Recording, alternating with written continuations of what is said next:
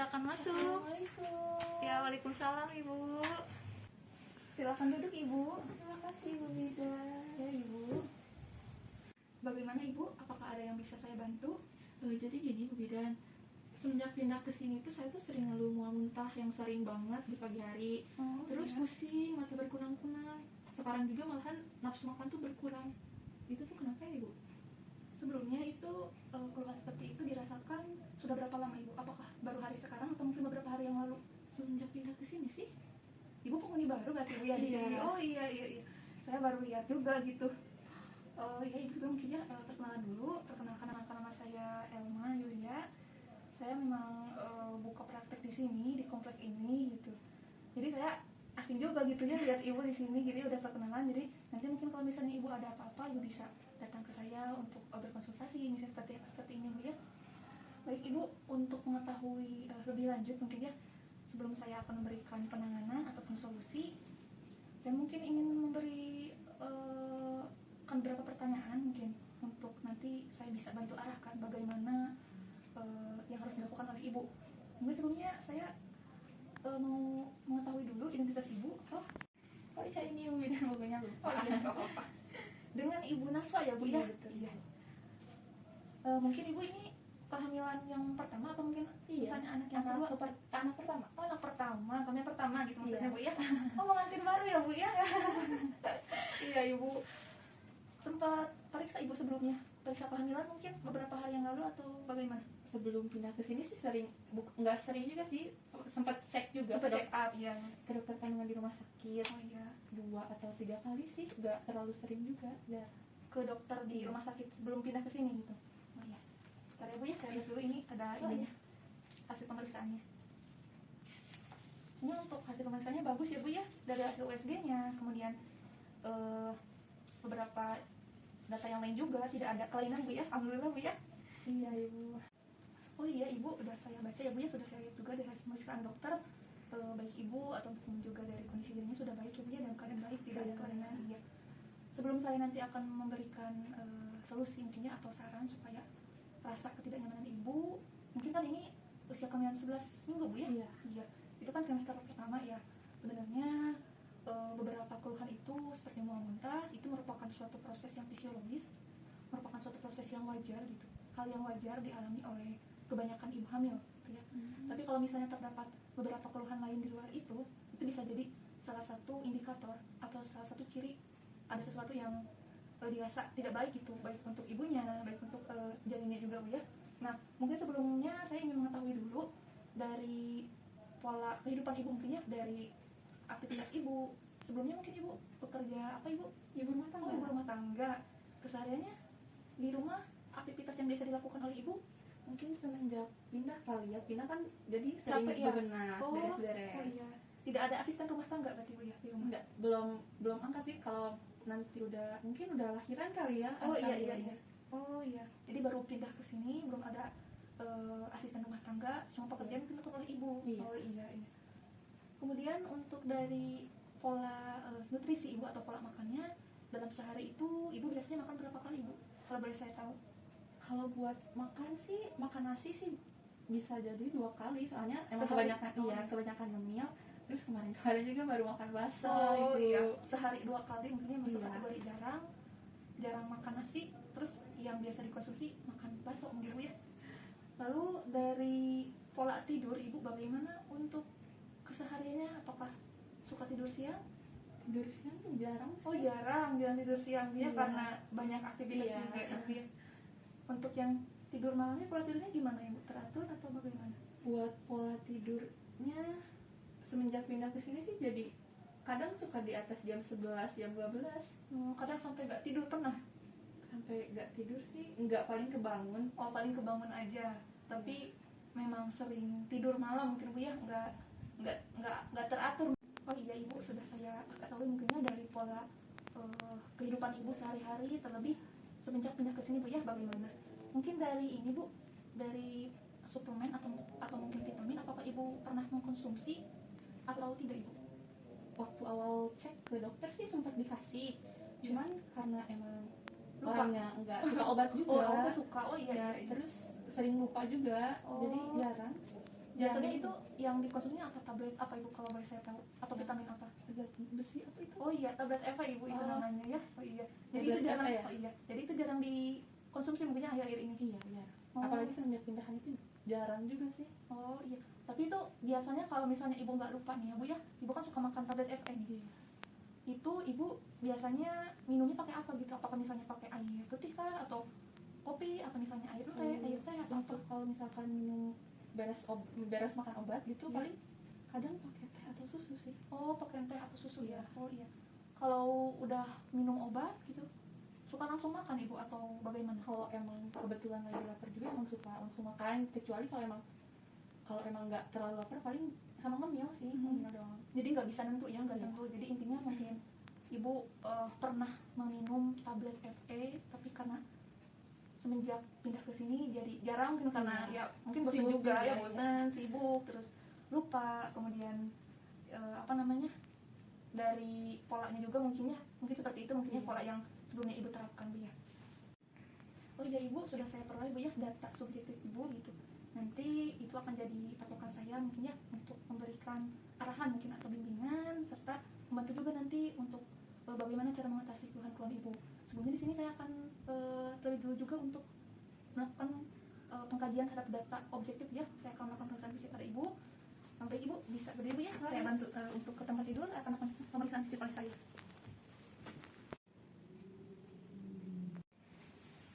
Ya, silakan ibu. Bisa duduk kembali ibu. Terima kasih. Ya baik bu ya, sudah saya dapatkan data subjektif dan data objektif. Dari tadi sudah saya lakukan pemeriksaan juga, sudah saya peroleh juga tadi mungkin dari jawaban-jawaban ibu ya. Dapat saya pastikan bahwa beberapa keluhan yang ibu rasakan itu diperkirakan disebabkan karena pola hidup ibu.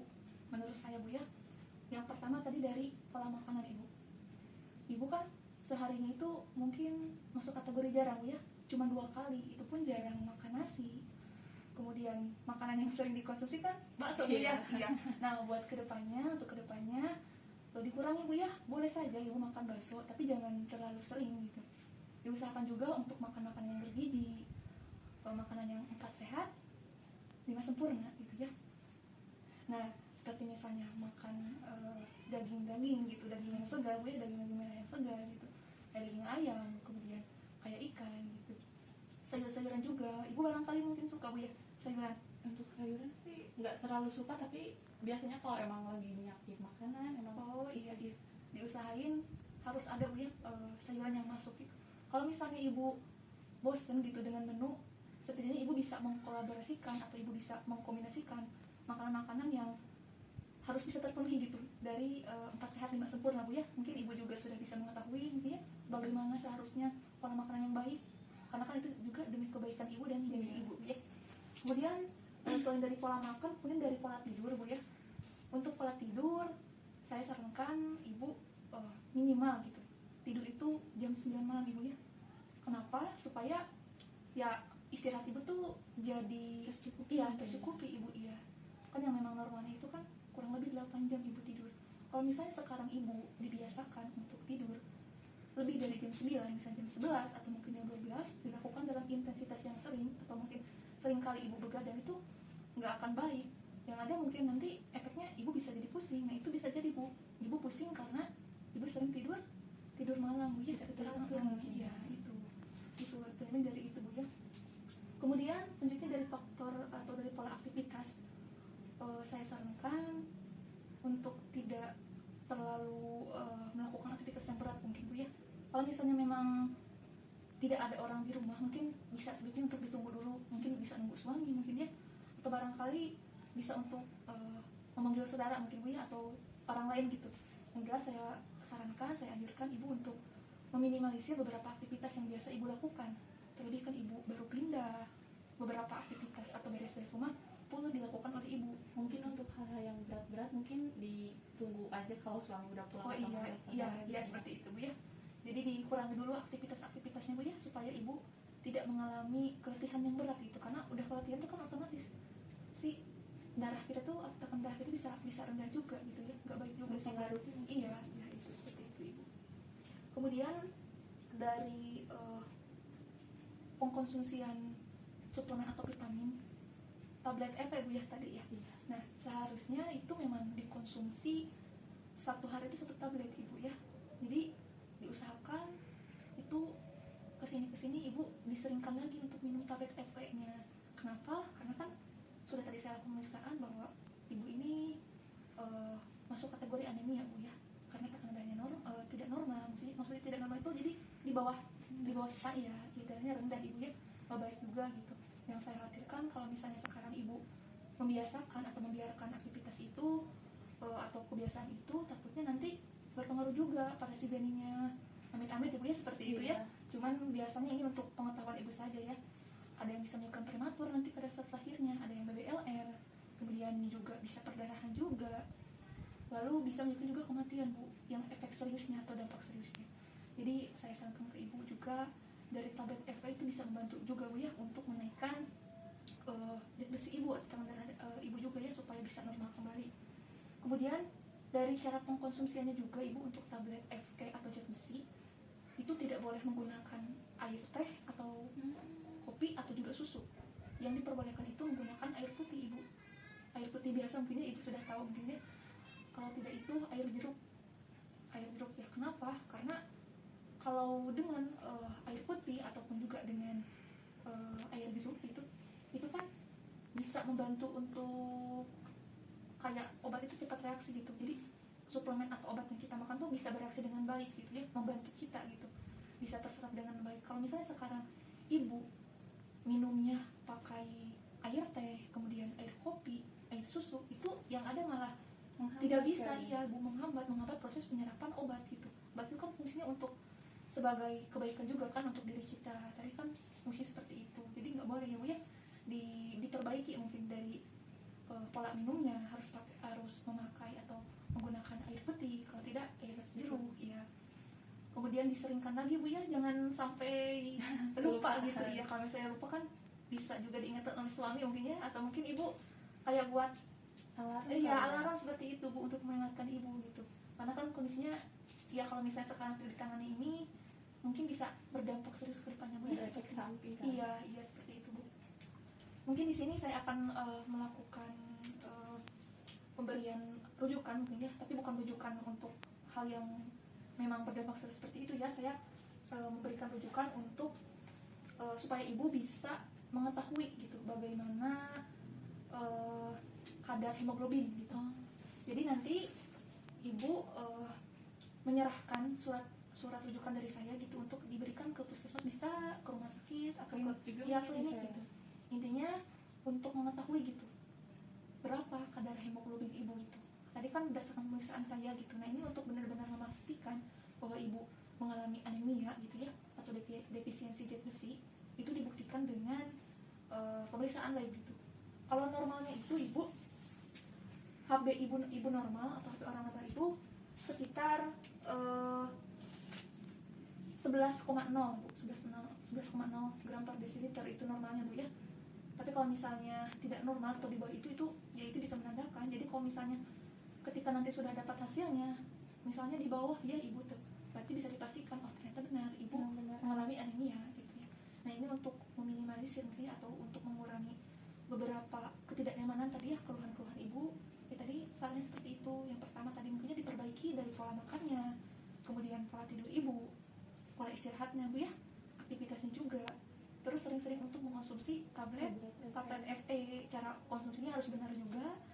Dan nanti saya berikan juga ya surat rujukan.